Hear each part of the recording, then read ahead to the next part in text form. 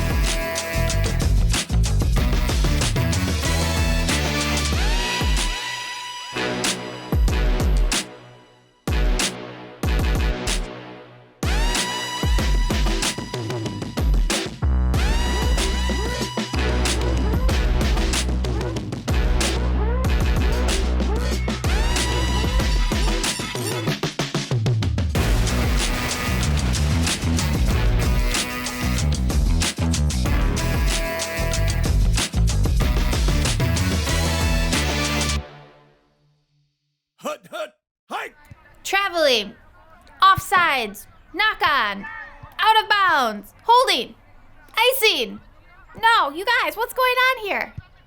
Hey everybody, it's so great to see you in kids today because today we're kicking off our training camp. What are we training for? Well, at the end of this month, we'll complete an epic obstacle course. So we need to spend the next few weeks planning, practicing, and growing. And that will take commitment. But what is commitment? Commitment is making a plan and putting it into practice. Of course, you don't just need commitment for an obstacle course and for physical fitness. You also need commitment if you want to grow in your relationship with God. So over the course of this month, we'll find out some steps that we can take each day that will help us grow stronger in our faith. And I can't wait. Let's start by warming up and stretching out so that we can get ready to work. Everyone on your feet. This is our version of Simon Says. Pastor Tara Says, Workout Edition. You know how this works. I'll call out different commands, and you need to do them right away, but only if I start the command out by saying Pastor Tara Says. If I don't say that and you still do the exercise, you're out. You only need to sit out for the next exercise, though. After that one, stand back up and play again with us. After all, this is our training camp, so you need to train. Pastor Tara says, let's go. Pastor Tara says, do some jumping jacks. Pastor Tara says, now do 2 lunges. Awesome. Jog in place. Did I get you? All right. Pastor Tara says, do some calf raises. All right. High knees. Oh. Pastor Tara says, stop. That was a workout. Great job, everybody. You can all take a seat. Oh, wait. Pastor Tara says, take a seat. I don't know about you, but after all of that warming up, I'm ready to jump into our Bible story for today. But before we get into our Bible story, let's start with our big answer. And what is the big answer? It's the answer to the big question. This is the question that you should get from that important adult in your life, and that is, what did you learn in kids' church today? Our big answer for today is practice hearing from God. And our memory verse for this series comes from the book of 1 Timothy. And it says, training the body has some value, but being godly has value in every way. It promises help for the life you are now living and the life to come. 1 Timothy 4:8. Today we're going to be looking at some verses from the book of Psalms.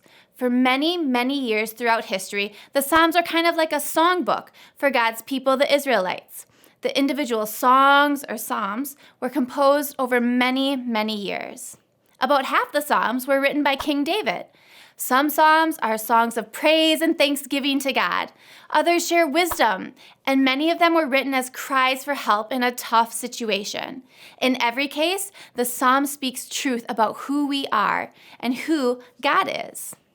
Psalm 119 is the longest chapter in the entire Bible. We don't know for sure if King David or someone else composed this psalm, but we do know that it was written in a very interesting way. See, there's 22 letters in the Hebrew alphabet, and there are 22 sections or stanzas in Psalm 119. Each stanza starts with a different letter of the Hebrew alphabet. The main point of Psalm 119 is to talk about how important God's words are. We can see that in the very first verse, in fact. Psalm 119:1 says, "Blessed are those who live without blame. They live in keeping with the law of the Lord."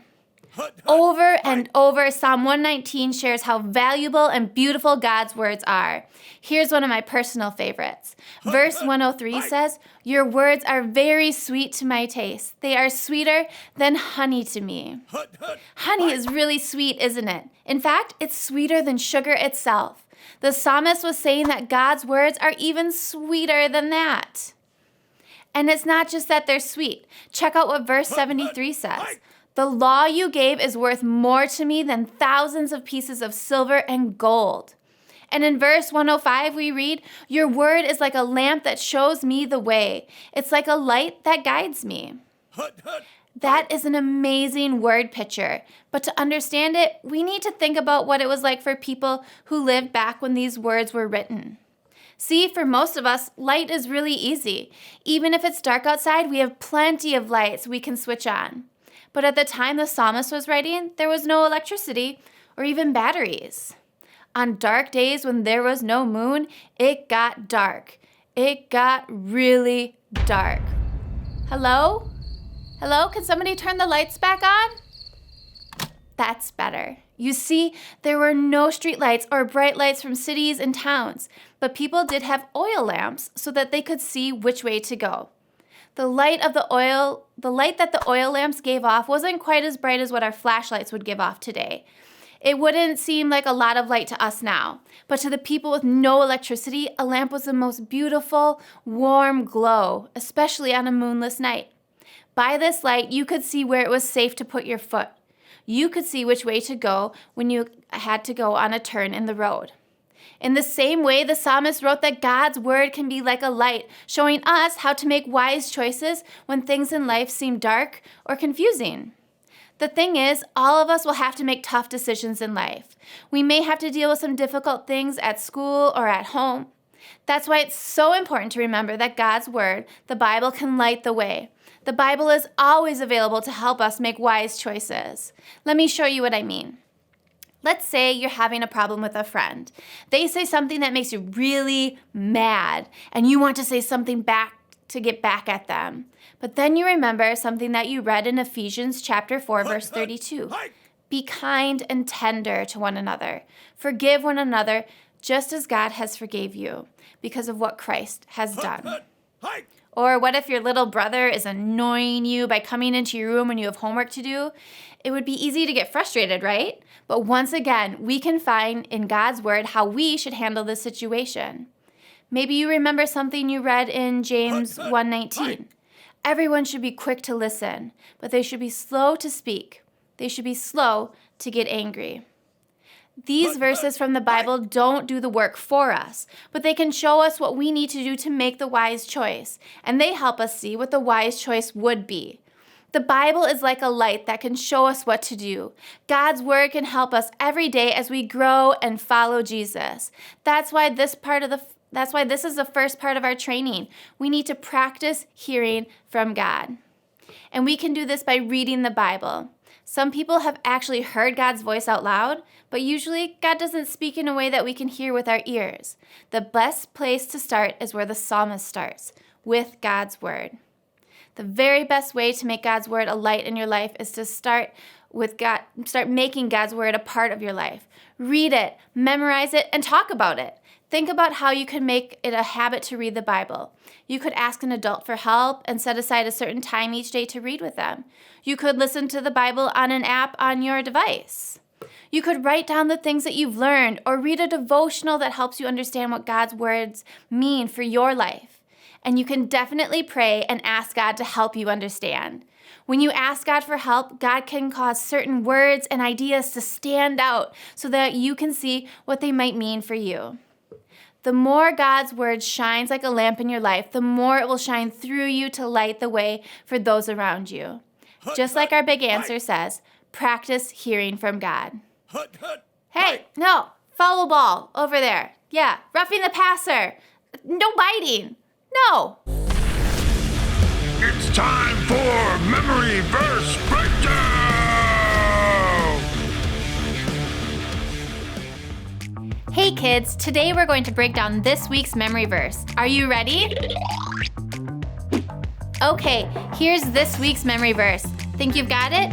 Try saying it out loud.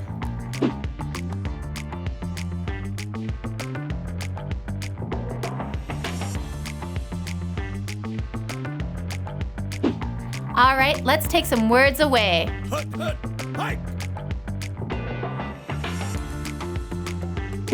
You think you still got it? Try saying it out loud again.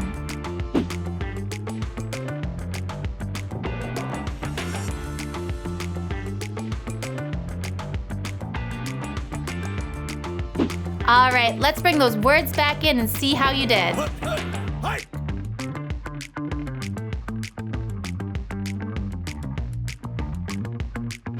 Did you get it right? Awesome! Well, that's this week's memory verse breakdown. How'd you do? Memory Verse Breakdown!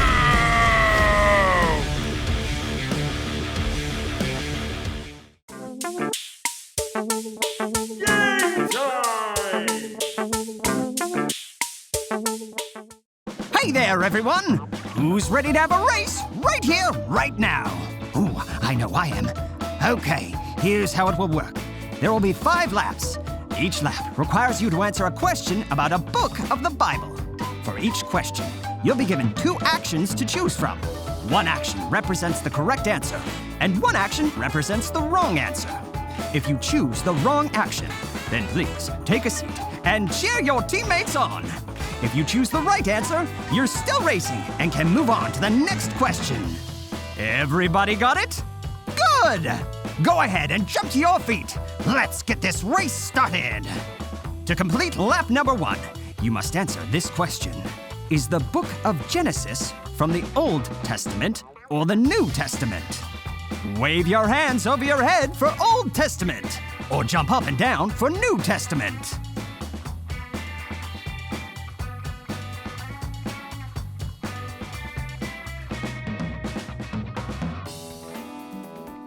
Time's up. Genesis is in the Old Testament. If you were waving your hands, you finished the first lap. If you were jumping, please take a seat. To complete lap number 2, you must answer this question. Is the book of Revelation from the Old Testament or the New Testament?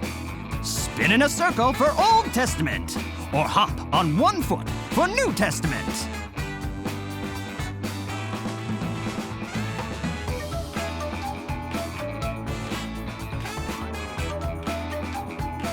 Time's up.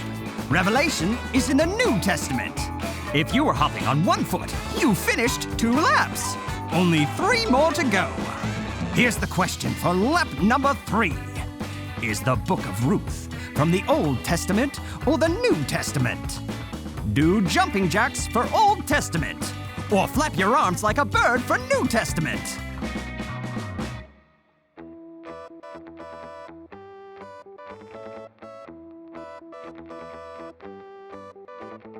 Time's up. Ruth is in the Old Testament. Everyone doing jumping jacks is still in the race. All you flapping birds out there, please take a seat. Here's the question for the 4th lap. Is the book of Micah from the Old Testament or the New Testament? Spin in a circle for Old Testament, or jump up and down for New Testament.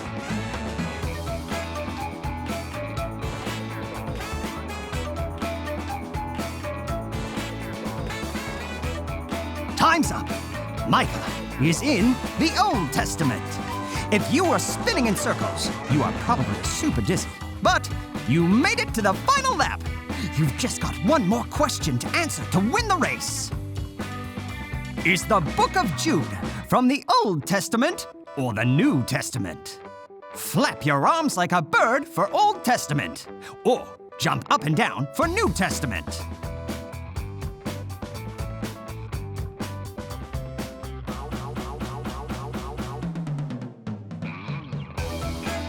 Time's up. Jude is in the New Testament. If you were jumping, then you can keep jumping for joy because you just won gold. Woohoo! What an exciting race. Ooh, I'm so pumped I think I'm going to go run a marathon. No, except, ouch, I think I just pulled something. Maybe I better go ice this. Anyway, congratulations to all our winners. Thanks for playing, everyone. Thank you so much for being with us today. Before you leave, have that important adult in your life go to lifechurchgreenbay.com/kids, where you can grab our Kids Connect card. There you can discuss our big answer, memory verse, and even more. We love you so much. Have a great week.